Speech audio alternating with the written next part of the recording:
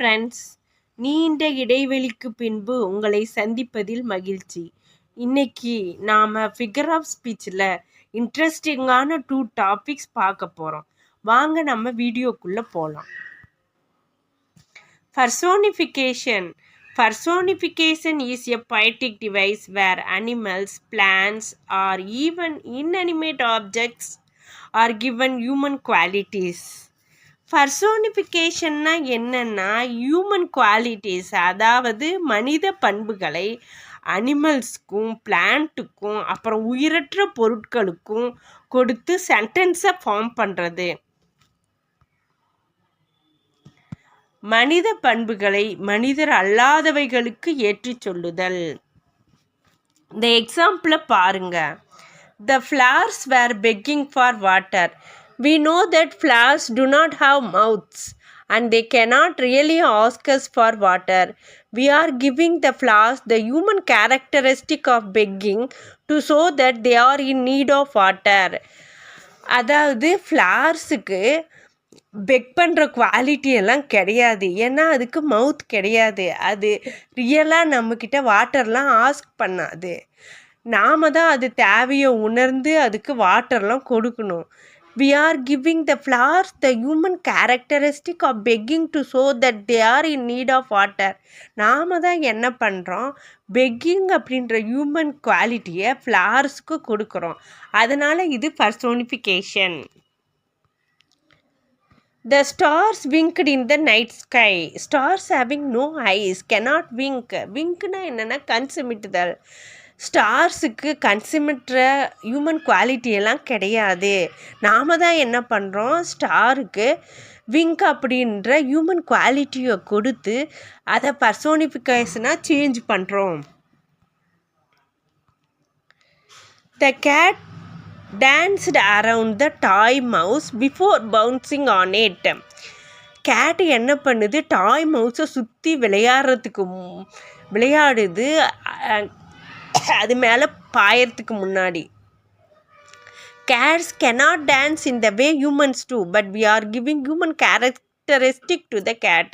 கேட்டுக்கு டான்ஸ் ஆடுற human quality எல்லாம் கிடையாது. நாம் தான் என்ன பண்ணுறோம், கேட்டுக்கு டான்ஸ் ஆடுற ஹியூமன் குவாலிட்டியை கொடுத்து அதை பர்சோனிஃபிகேஷனாக சேஞ்ச் பண்ணுறோம். இன்னும் கொஞ்சம் எக்ஸாம்பிளை பாருங்கள். The story jumped up the page.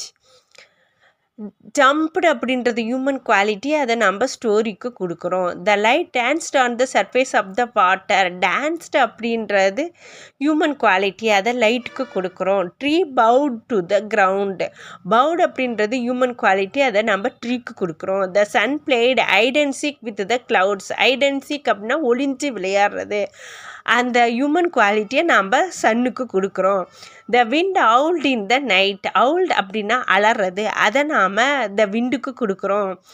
Alarm clock helps at me to get out of bed every morning.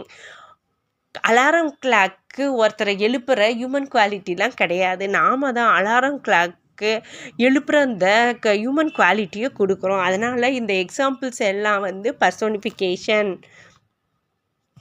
Uses. Personification helps to create vivid imaginary in the minds of the reader.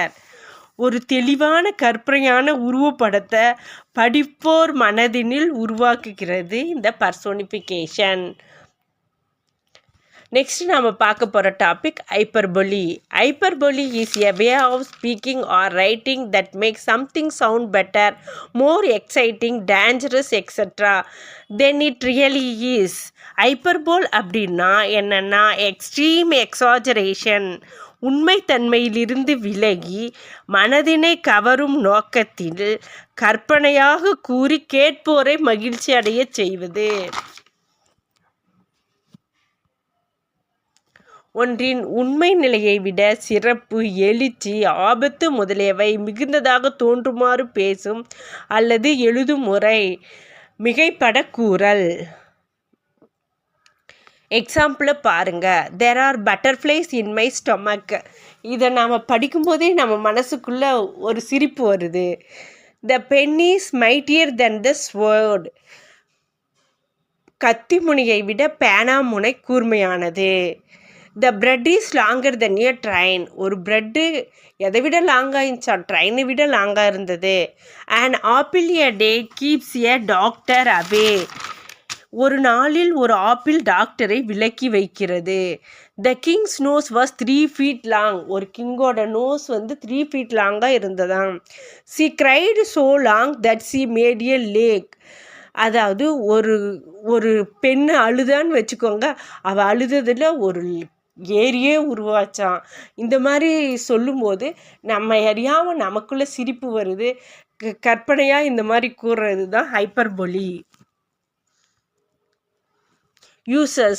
The main purpose of hyperbole is to emphasize something or to make mind-blowing effect on the reader or listener.